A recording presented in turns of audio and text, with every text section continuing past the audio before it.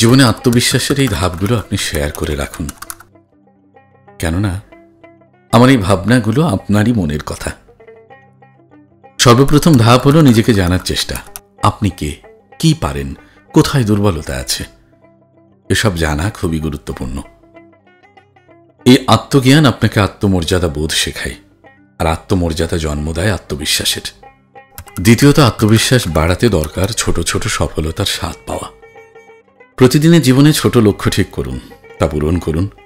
একটি লক্ষ্য অর্জন মানে এক ধাপ পেরোনো, আর প্রতিটি ধাপে আত্মবিশ্বাস একটু একটু করে গড়ে ওঠে। তৃতীয়ত, ব্যর্থতাকে ভয় না পেয়ে সেটাকে শেখার সুযোগ হিসেবে গ্রহণ করুন। আত্মবিশ্বাসী মানুষ জানে ব্যর্থতা কোনো শেষ নয়, বরং এগিয়ে যাওয়ার শিক্ষা।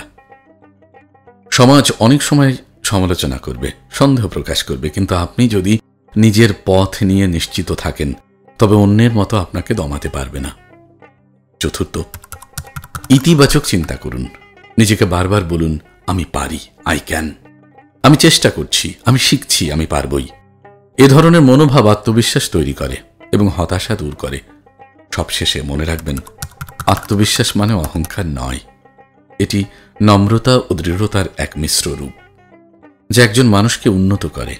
নিজের প্রতি বিশ্বাস রাখুন, নিজের গতি অনুযায়ী এগিয়ে যান। আপনি হয়তো ধীরে হাঁটছেন, কিন্তু আপনি থেমে যাননি। এটাই হলো আত্মবিশ্বাসের মূল চিহ্ন।